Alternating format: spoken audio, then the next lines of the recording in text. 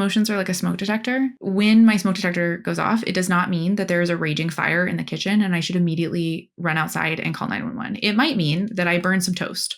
Or in college, I had a smoke detector that would go off if I turned on the oven. Whoops. Now, it's still important that I have that smoke detector, but I should not treat that smoke detector as definitely for sure the truth that when it goes off, there is a raging fire and I have to leave. Oftentimes when we have those big emotions, what that means is, hey, there's something going on in the environment and it might be a big deal and you should check on it. Welcome back to Attention Different. I'm your host, Devin Pitts-Rogers. You might remember me from podcasts such as this one. This week, I'm stepping into the hosting chair for the first time, and I hope to see you all more often on the show. Today, we're diving deep into the intersection of ADHD, gaming, and mental health with Dr. Elizabeth Kilmer, a psychologist who uses D&D and video games as therapeutic tools. Dr. Kilmer helps everyone from 8-year-olds to 86-year-olds use gaming to build social connections, practice real-world skills, and develop emotional resilience. We also discuss how tabletop RPGs like D&D can help you understand and work on yourself in a low-stakes environment. Why games provide the perfect feedback loop for ADHD brains, and surprising ways online gaming communities can both support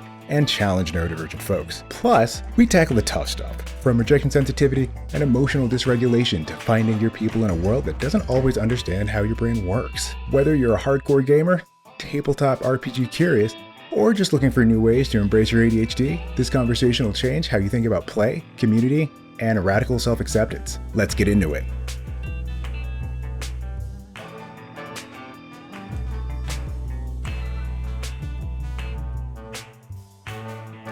Hi, everyone, and thank you for checking out Attention Different. My name is Devin Pitts-Rogers, and I'm going to be joining here as a host, doing some fun conversations. I think for me, with ADHD, as it applies to the gaming space. Just as a reminder, Attention Different is about radical acceptance. We're trying to really promote the idea that there's not something deficient about you by having ADHD, and really having conversations around how you can be informed about how ADHD influences things in your everyday life. Today, I am joined by Dr. Elizabeth Kilmer. Welcome. Thanks so much for having me. May I ask real quick, what are your pronouns? That is a great question. My pronouns are she, they. Perfect. I'll be able to commit that one to memory, so thank you very much. Wanted to ask you a couple questions before we get down to our conversations, but real quick, what have you been up to and how was PAX East? PAX East was great. I only had a couple of panels this year. It was 2, which was like the least I've had in a while. And so I got to see a little bit more of the show, which was lovely. I played a lot of Magic. I did not go in the giant Elden Ring bubble in the middle, but my partner did, and they had a great time. So that was very exciting. Got to see some cool panels, got to talk to a lot of people. It was lovely. Spent some time in the AFK room, which is the like quiet away from the convention space that the nonprofit I work with, Take This, provides, which was really lovely to have some downtime in the middle. For those who might be a little less involved or even a little less so adjacent to the gaming space, PAX stands for Penny Arcade Expo. And every year they have a really cool expo out in Seattle. That's PAX West. And then there's another one in, I believe, Boston called PAX East. Yep. And one in Australia, PAX Australia. Oh, that's right. That is a long flight, but there used to be PAX South, but COVID killed it. Well, hopefully that's something they can revisit, at a later junction. But until then, we still have a few different opportunities for events to attend. Absolutely. Dr. Kilmer, today we're going to talk about navigating ADHD as an adult, conversations around gamification, and just sort of things that you've observed in the space through your profession. If it's all right with you, I would like to read your bio that I pulled from your website. Sure. Yeah, that works. Elizabeth Kilmer, PhD, currently works with the nonprofit organization Take This, focused on developing resources to help the games industry build safe and engaging communities.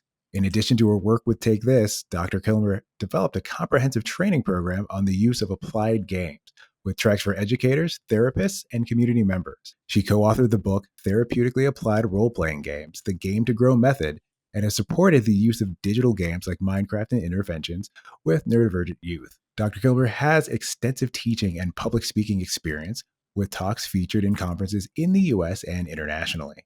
In her clinical expertise, Dr. Kilmer uses games like D&D, Minecraft, and Animal Crossing to support insight, growth, and change with her clients. Elizabeth is a white, queer, non-binary person with ADHD. That's me. Awesome. Something that I've been really just interested in hearing from you is sort of your journey in not only just the work that you do, but even your diagnosis with ADHD. Could you tell me a little bit more about the road that has led you to where you are today?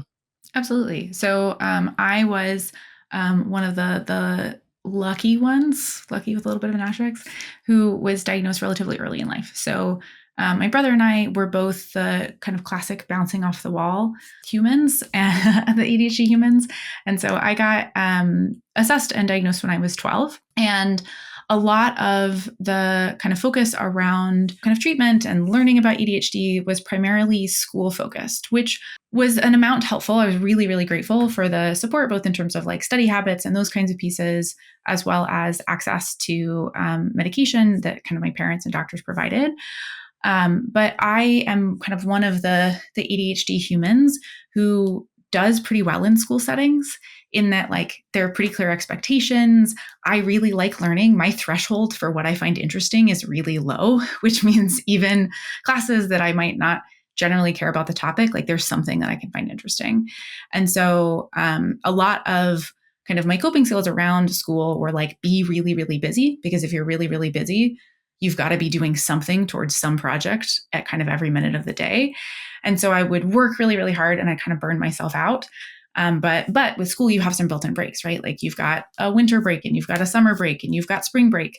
And so school was something that I actually did really well in. And I struggled more in certain social environments with impulsivity and interrupting. And there was less information that at least I had access to when I was growing up around kind of understanding that part of ADHD in myself.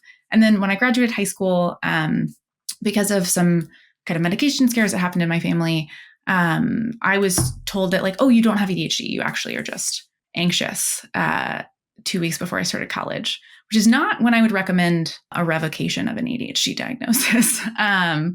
So again, luckily I had some of that. I liked school. I really enjoyed school. I went to a school very intentionally with small classes. I knew that if I went to a big state school with 100 kids in class, like I would absolutely skip class and I would not get my work done. So I was really lucky to go to a really small school, succeeded academically, had the opportunity to get into grad school. And it was when I was back in grad school and learning more about ADHD that I was able to go back, talk to my doctor and be like, hey, wait a second.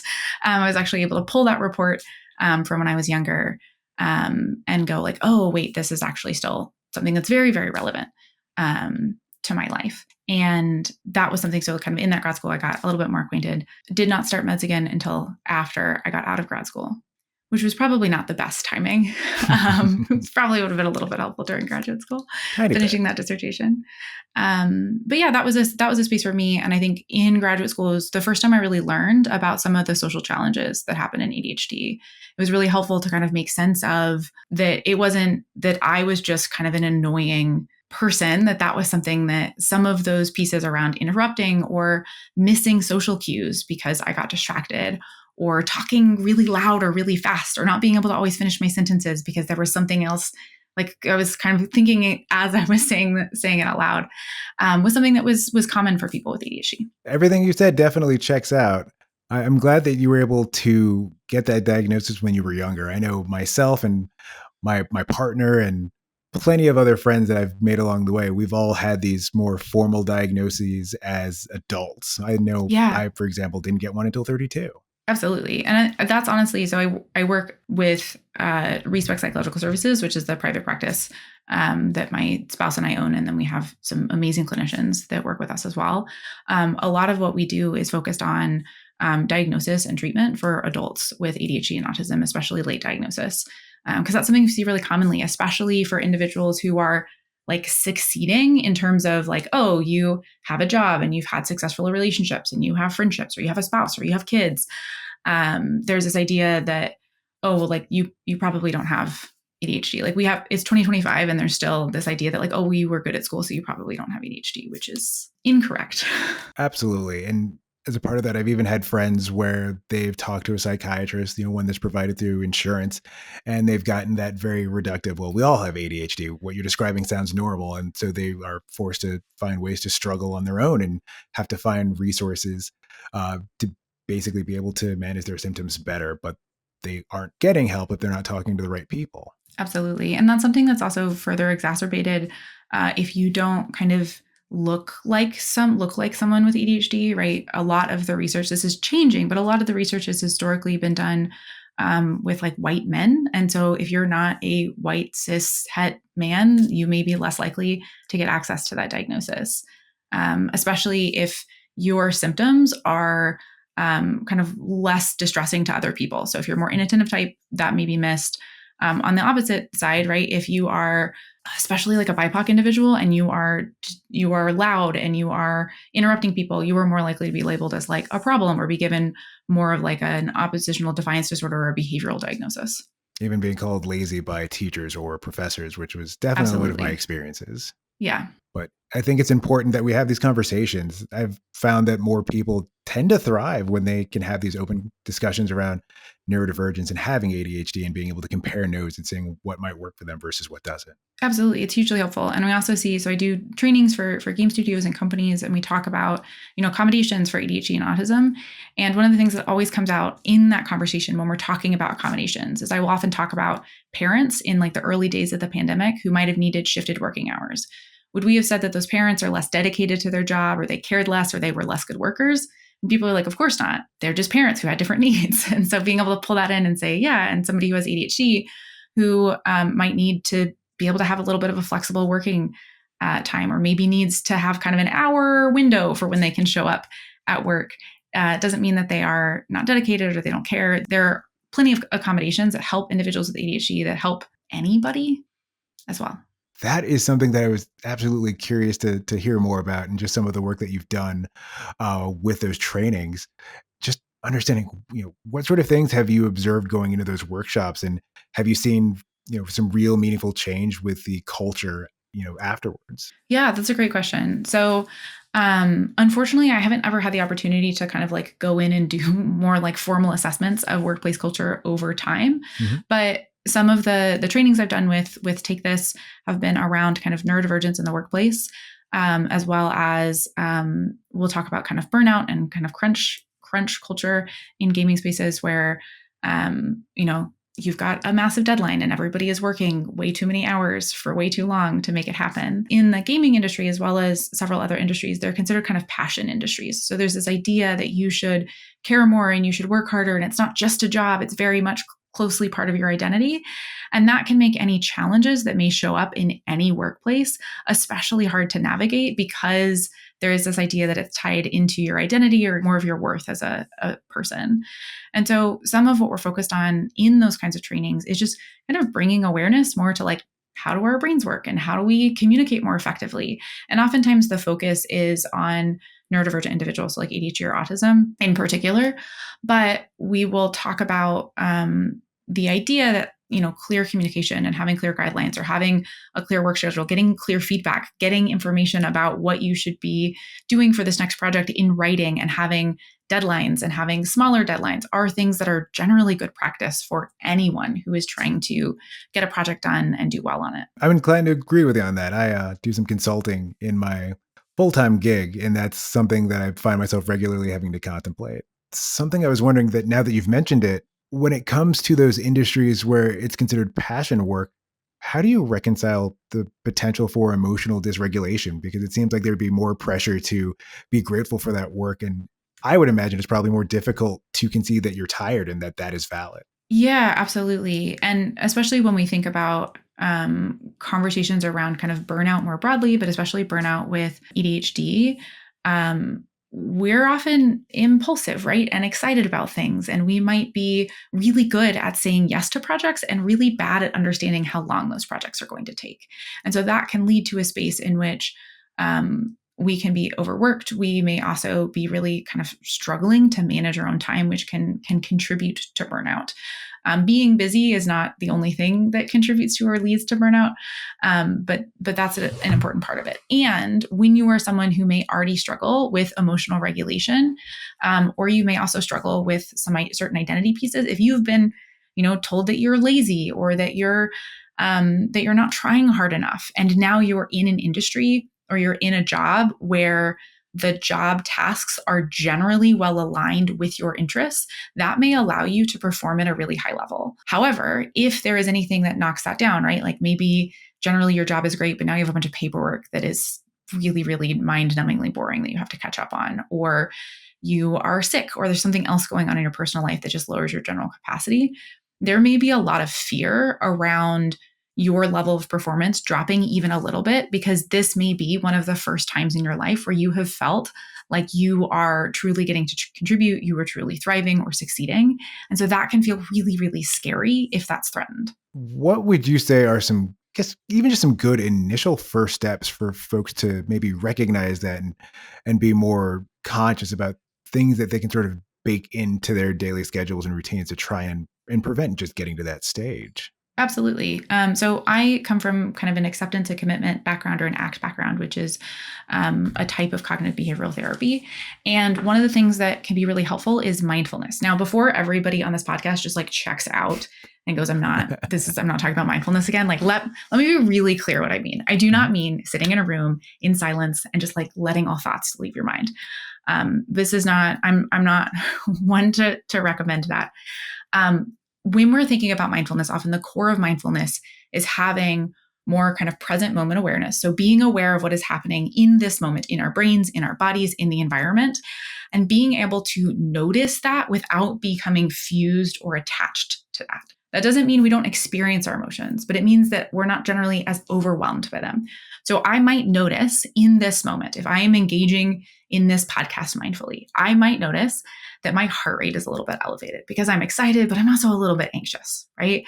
I also am going to be listening or noticing to the way that like my voice sounds. I'm going to be listening to the way that yours sounds. I'm also going to be listening to the content of that.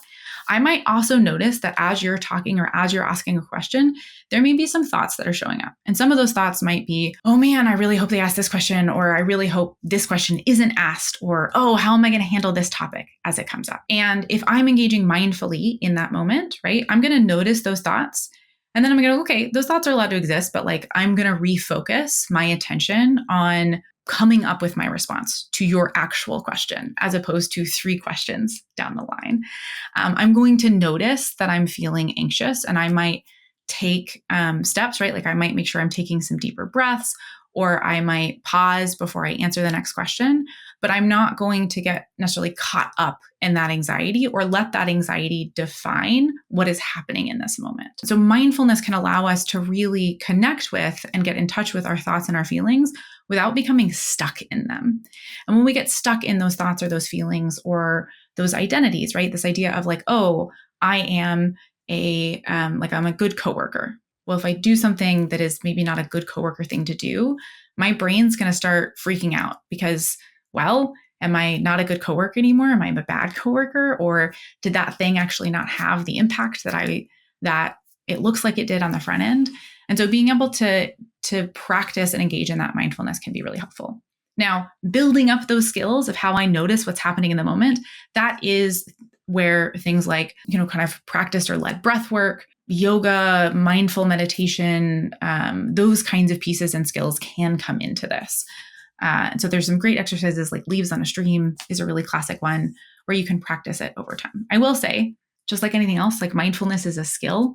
So being able to focus and notice and practice meditation is not something that people are just inherently good or bad at. I'm definitely going to be re-listening to this episode. This is super useful information, especially now. It's going to be evergreen for the foreseeable future. I would like to talk a little bit more about ADHD specifically inside of the gaming space. Yeah. That's all right with you. What would you say is a potential benefit for folks with ADHD and neurodivergence, just like in general, like playing games generally? Yeah.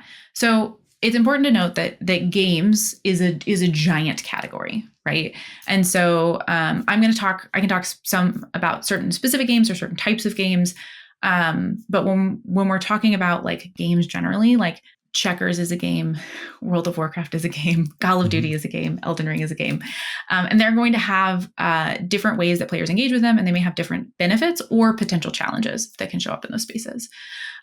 Games, especially like video games or tabletop games, can be really appealing to individuals with ADHD because they're designed to be engaging and fun, but we often are able to get like really immediate feedback about what's working and not working.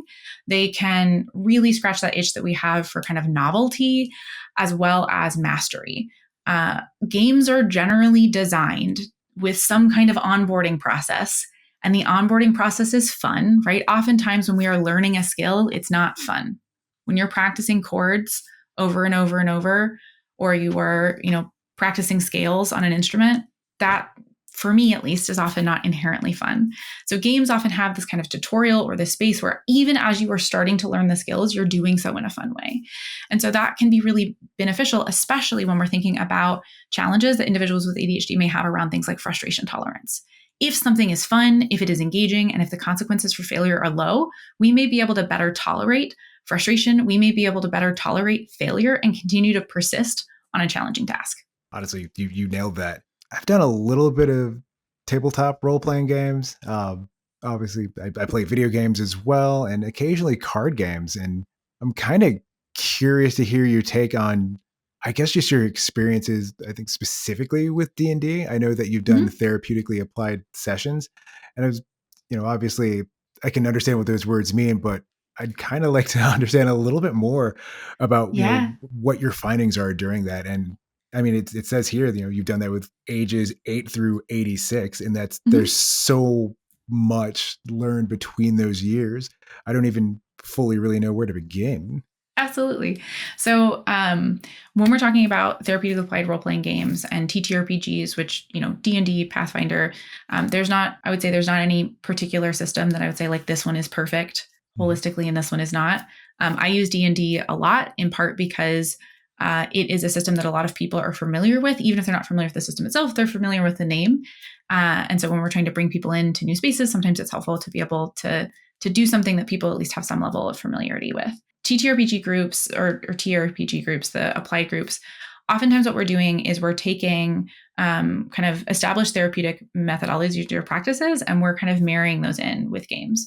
So a therapeutically applied role-playing game group session is often like a 2-hour session. About 90 minutes of it is gameplay, and about 30 minutes of it is your more kind of traditional psychotherapy processing.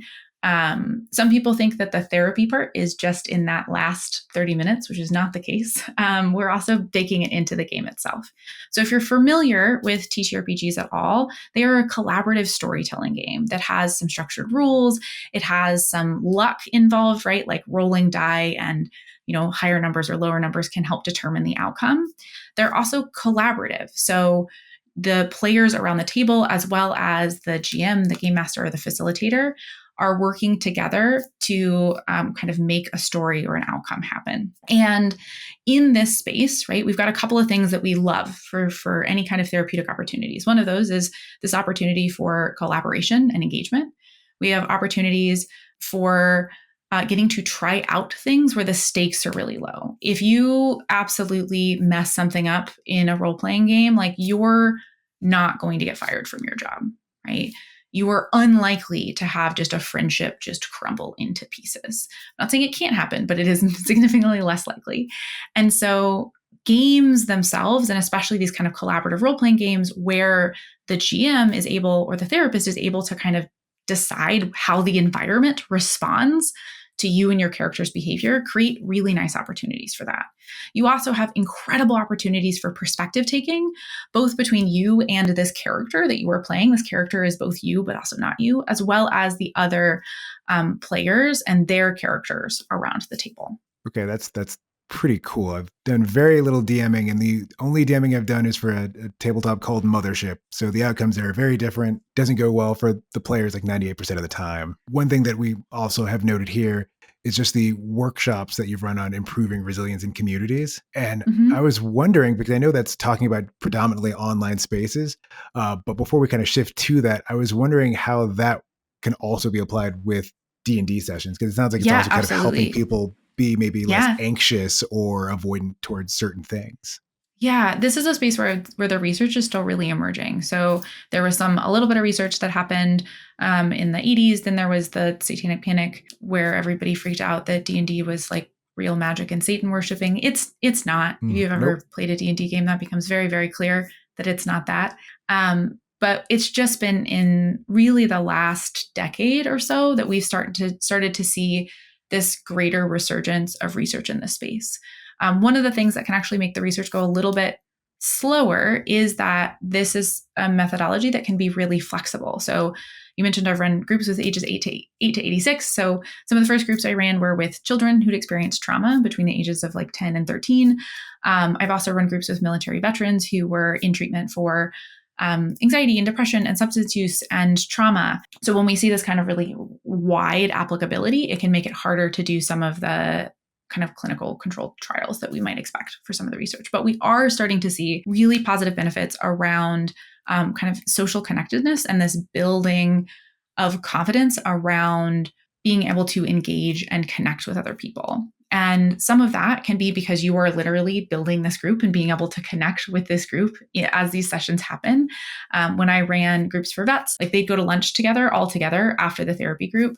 Some of my alums from the group, like once they graduated, they went on and created their own alumni group, which is huge. Veterans and mental health is something that can be a really touchy subject. It's changing, but can absolutely be. And so this was a space where we were having people in the group, referring other people to the group. They were continuing to engage outside of the group, which is a really big deal.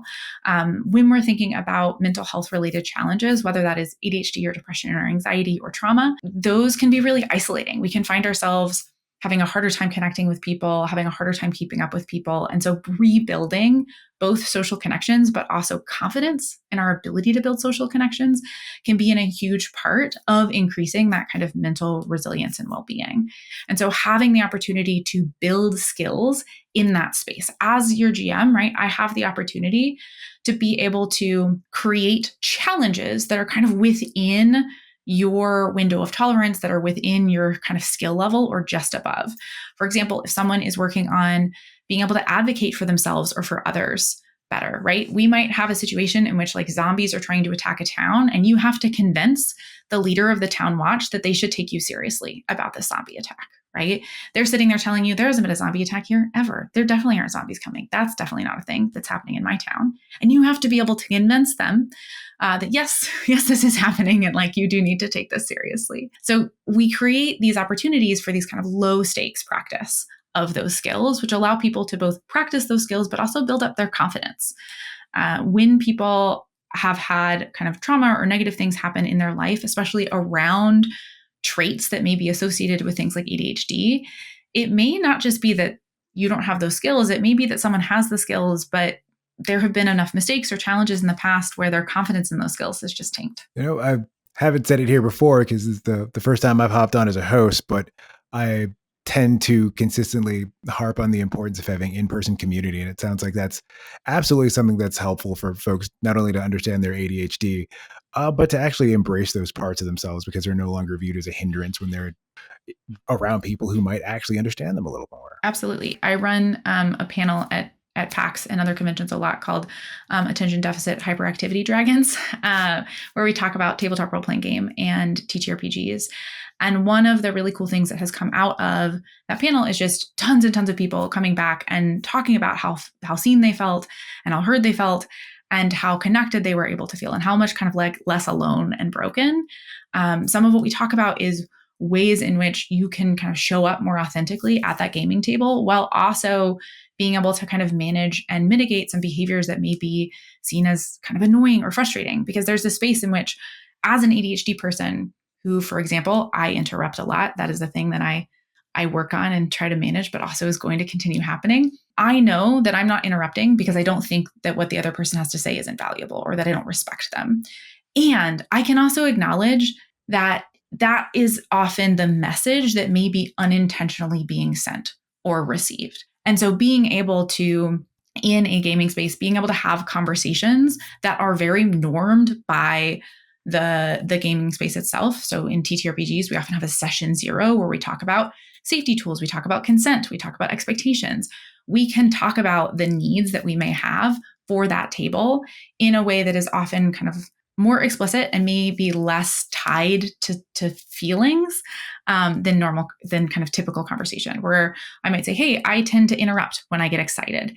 And, if you don't like that I'm interrupting, which is very reasonable, like, can we talk about a cue for you to give me or a way that you can let me know that that's happening so that I'm not just really hypervigilant about trying not to interrupt to the point where I'm having a harder time engaging in the game, right? Someone else might say, hey, when I get interrupted, I just immediately start to feel rejected and I start to shut down. And so we can have a conversation about, okay, what do we both need to be able to show up at this table with this recognition that I will probably interrupt from time to time. And this person will probably be interrupted by me or another person. But can we prevent that kind of like shutdown or those feelings of them just feeling totally rejected or ignored? What can we change about the game or the way that we engage to make sure that we can all have our needs met? That's really awesome that you give folks time to really understand like what those communications are going to be in terms of helping everyone just feel like they're being included and seen. Mm-hmm. I just have a random question off of that, which is when you are seeing these sessions and people are building out their characters, do you see that people are maybe imbuing their characters with these traits because maybe it's something that they like, or are they kind of skewing away from that? I feel like for me, my perception is criminally low, so I might roll a character that has more than 4 points in it. Yeah, we see both, right? So sometimes people will roll just like fantasy themselves, right? And other times they might create a character that either has traits about themselves that they don't like or they feel anxious about, and they've made those traits even bigger, or that they have made a character that, for example, is really charismatic if they don't consider themselves very charismatic, or has really high intelligence if that's not something that they see in themselves, and giving them that opportunity to kind of explore that. I will say that for a lot of players, myself included, I really like a character that feels like me or feels like maybe a little heightened version of me. I am a generally responsible person in a lot of my life, right? I run a business and I work at a nonprofit and I'm a psychologist. Like I have to be very mindful of the impact of my behavior on other people and making sure that I don't mess up and I don't crash my car and all of those things.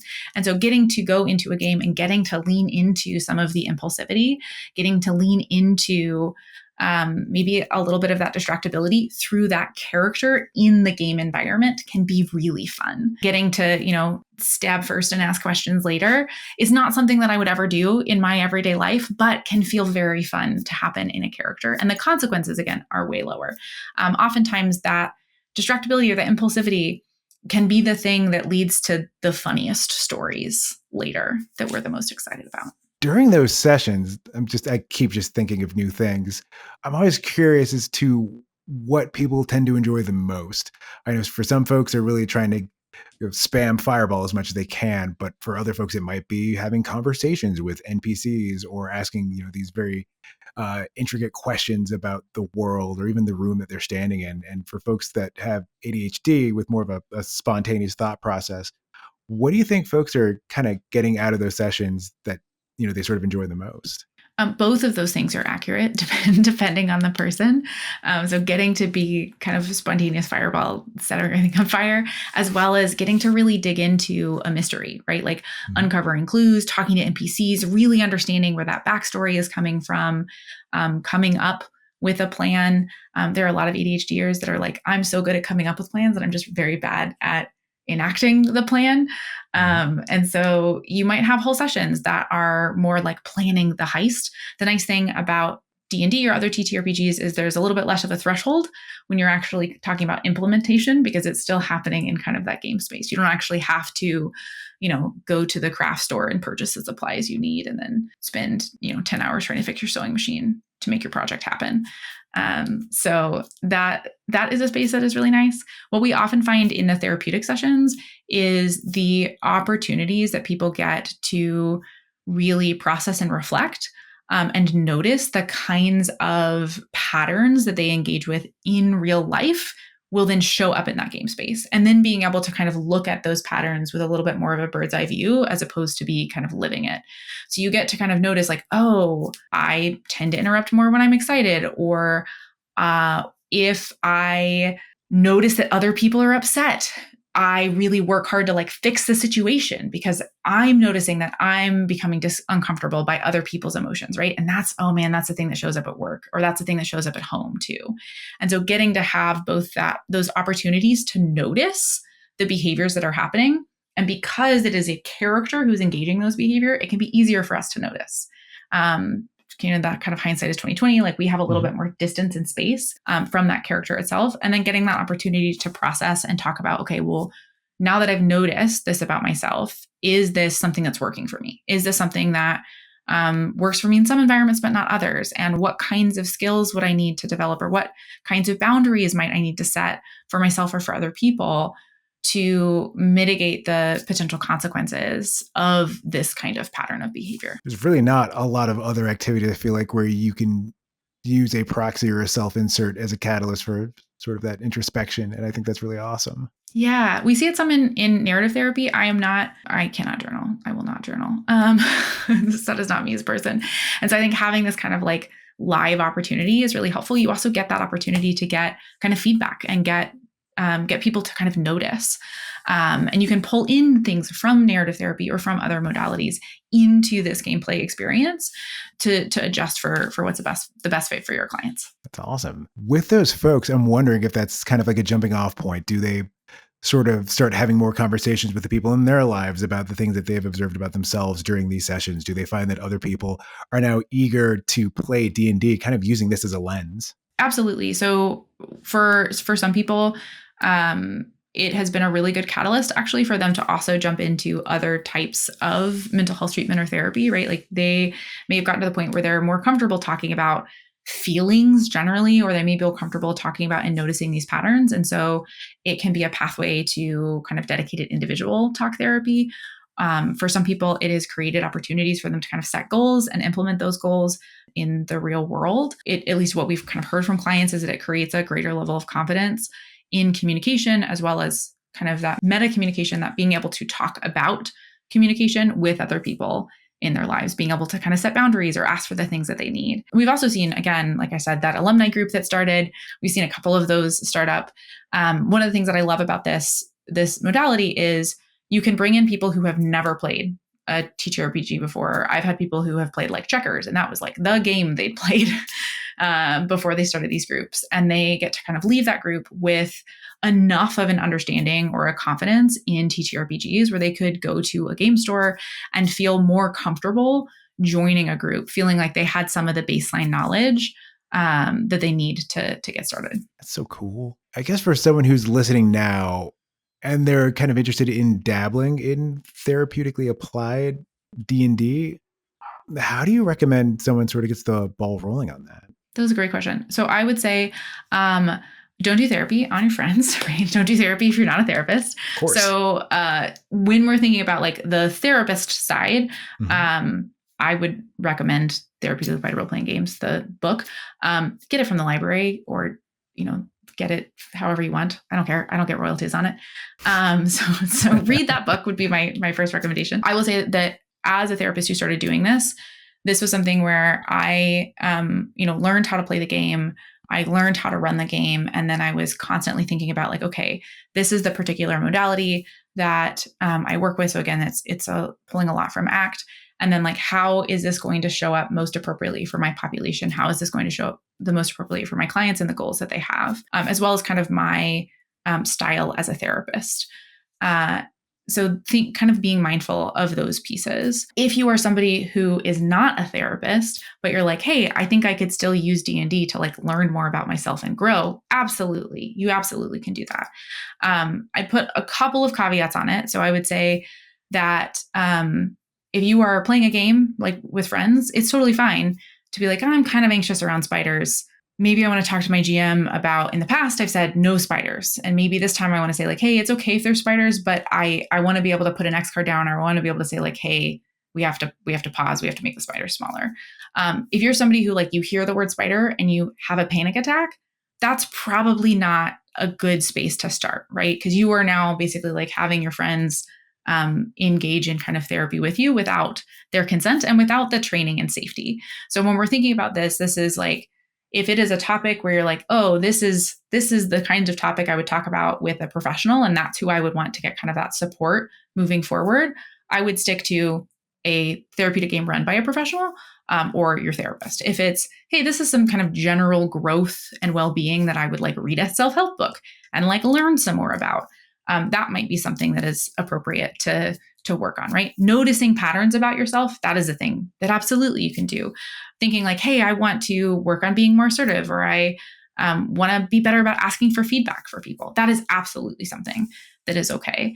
If you're doing any kind of intentional conscious work on yourself, or you're trying to kind of apply any kinds of principles, that's the thing where I'd be really mindful of making sure that it fits within kind of your wheelhouse of expertise, as well as it's kind of the appropriate setting and you have the consent of your players. It is totally fine to like learn and grow through games, but we want to be really mindful of not putting anybody in a situation in which they are now kind of involved in a therapy process that they did not sign up for. I think that makes sense. And I think we talked about it very briefly in email, but I am not a mental health professional. I am just a mental health enthusiast. Yeah. But I think these ideas are really cool. And honestly, I have enough friends that either regularly play TTRPGs or have interest in them that I think some of this stuff is absolutely worth looking into.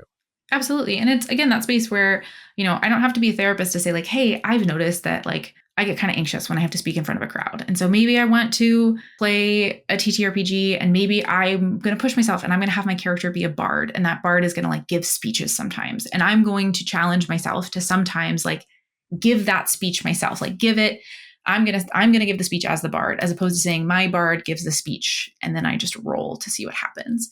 That kind of opportunity for skills practice is awesome, and is something that you can absolutely do on your own, with kind of the support of your own group. Awesome. I think I might have to take a look at that book just because I want to understand the various applications, because obviously this is like the tip of the iceberg, and there's just a lot that can be done in the name of self-actualization and self-love.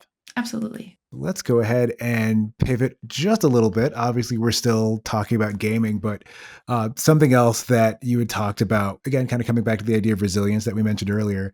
But I noticed that you also mentioned the online gaming communities, and talking about how radicalization can take place there because of isolation, again, the lack of community. And I was kind of curious if you could talk a little bit about sort of what you're seeing in these online spaces that folks need to be made aware of. Yeah. So one of the things that we see in kind of online spaces is there are great opportunities for community in online spaces. The internet can be a wonderful place to make friends and build communities. Some of my very best friends in the whole world were first met in online spaces before I had the opportunity to meet them in person. The internet creates a lot of opportunities for us to get to connect with people that we never would have been able to otherwise, right? Especially if you're someone who holds a marginalized identity, then being able to connect with people online can be really, really powerful if you don't have the opportunity to connect with others who hold those same identities in your same kind of geographical area, or it wouldn't be safe for you to connect with those people. And those opportunities for connection and that opportunity for anonymity can also create spaces for people with bad intent to come in and cause problems, right? Or even people who don't necessarily have bad intent, but get caught up in the norms of a space. So we know that a lot of online gaming communities, there is a lot of kind of toxicity, which is a very broad umbrella term, that has been kind of normalized in these spaces. And that can be, toxicity can include someone just being like, hey, you suck. You should never play this game ever again. But it also can be like hate speech and kind of identity directed kind of targets around people. And we can also see that over time, as people build relationships, if my goal is to spread my ideology, or if my goal is to recruit someone into a group, just like if I myself want to build friends online, if I am somebody who holds a lot of extremist ideologies and I want to connect with people online, I also have the freedom to do that in the internet. And what we find is that for individuals who may have a harder time connecting in person, or have a large history of peer victimization, I was bullied a lot in school. I don't know about the rest of y'all. And so like online spaces can sometimes be easier for us to find connections. That can create a space in which we may be more likely to be pulled into or connect with individuals who don't have our best interests at heart. It can create kind of easy ways for us to get to start to be pulled down pipelines, where by the time we realize like, oh, maybe the stuff this person is saying is actually super not okay, we might be really invested in that relationship otherwise, right? And we might be further separated from other relationships we have either elsewhere online or in real life, especially again, if we're having a harder time maintaining those relationships. Yeah, as someone who has had his microphone muted on Xbox Live since 2007, I completely know what you're talking about. It gets real bad out there sometimes. Yeah. And one of the things that we see, right, is when we have this normalization of toxic behavior kind of on mic or in chat, it can make it harder for someone to identify, hey, this person isn't just like saying this hateful thing because everybody says these hateful things. This person actually means that hateful thing. This isn't just part of the norm of this community. And so what we found is that if we can kind of reduce the toxicity within communities, it can make it harder for those bad actors to kind of hide in plain sight effectively. And we're seeing the games industry definitely has kind of a greater awareness and a greater focus on this. We've seen some really exciting advancements on kind of the technology as well as the policy side in the last couple of years. So I'm really hopeful for what this means. And I will say, again, it's still not all bad. I've been playing a lot of Marvel Rivals for the last couple of months, and I'm not saying that every experience has been positive, but most of my experience as a person on mic who sounds like this has been largely really positive. So the internet and games are still a great place to build friendships and build friends, but we do want to be mindful that, like, if somebody is saying something that is hateful or is mean or is cruel, being really mindful about kind of where that may be showing up, how it is impacting both the individuals in the space, but also the norms of the communities that we're a part of. I don't want the communities that I love to have norms around hate speech and violence. Yeah, I think it's this ongoing debate of whether or not someone is genuinely an awful person or if they just love edgy humor. And I think it's acceptable to say that you're not a fan of either in particular. Yeah, I would say that I think depending on how we define edgy humor, but I think if edgy humor is like making fun of people, especially who hold less social power than you do, even if the goal is a joke, it is normalizing that kind of content. And so if you don't really believe in that kind of content, you're just using it for a joke, you are creating a space where that content is more likely to be perpetuated. Right. It doesn't matter what your intent is, the impact is still going to be the same. Yeah. What would you say to someone who is realizing maybe that they've kind of let this go on, far enough? Maybe they don't know how to move forward because they now have this community that makes them feel, maybe valued, even if they're actively harmful. And at the same time, what would you say to someone who is probably not immersed in that, but is maybe at the beginning of their journey where they are seeking out that community and they are, struggling with loneliness? Yeah. So the first one for somebody who's kind of farther in that pipeline, often what we see is the farther you get in that pipeline, the more likely you are to engage in that kind of toxic or hateful behavior. And that creates a really tricky place, right? Because then to step away from that, part of what you might have to do is acknowledge that, like, maybe you have caused harm or have kind of continued the cycle. And going back to what we were talking about earlier, like, if you're like, I think I'm a good person and a nice person, but also I've done things, maybe I've, called someone a slur, or I've done something that's not okay, being able to kind of step back and go like, okay, I value being a nice person. And I have also engaged in behavior that was not consistent with that. And so part of the way to kind of quote unquote like fix that may be to figure out, like, how do I go back to being more regularly engaging in the kind of behavior that is more consistent with the things that I value and the kind of person I want to be. And that can be really tricky, especially if we've gone down that pipeline and maybe you started using that language in other spaces. It has caused more of a rift. It can feel really scary to go back to prior friendships or prior spaces or your parents or community members and go like, hey, I realized I was acting in a way that I don't want to be acting. I realized that maybe I said some things that in retrospect are like not consistent with my values. That can feel really scary and really vulnerable. And oftentimes those communities are people who want to kind of let you back in, right? So thinking about and paying attention to, are the people I'm hanging out with engaging in the kind of behavior that I want to be engaging with? Are they treating each other in a way and treating other people in a way that makes me feel good about myself and the world? Or is it the opposite? Are they spreading kind of hate or fear or telling me that my problems are everybody else's fault? I think talking to a therapist can always be helpful in those kinds of settings. There are definitely different kind of websites and crisis lines that people can reach out to depending on kind of your location and where you are to get that support. And also maybe intentionally starting to build up other relationships in other spaces that have less toxicity so that it doesn't feel too scary to let go of this particular group. And a kind of similar answer for somebody who's at maybe the beginning of that. If you're noticing that the people around you are saying things or making jokes that like you wouldn't feel comfortable if they made those jokes about you or your sibling or your sister or your mom, that might be a good sign that like the norms in this group, whether or not the people, but like the norms or the behaviors that are common in this group probably isn't something that you want to be a part of. And so looking for other options and also asking for help. This is something where it is really, really normal for anybody, but especially anybody who might struggle with social connections or impulsivity, to find yourself having kind of like followed a group a little bit farther than you wanted to. And so that is something where chances are the other people in your life that care about you have also had experiences like that. And I think it's important to remind people that you're not always inextricably linked to your worst moment. Nope. I know as someone who was probably a little bit edgier in my teenage years, I've tried to put a lot of work into being someone who is sincerely kinder towards others. And I know it can be a struggle when you find that you've acted or behaved in ways that are short of the expectations that you've set aside for yourself. And it's really important to remember that you can still try and that there are people that are actively rooting for you and want to support you and care about you.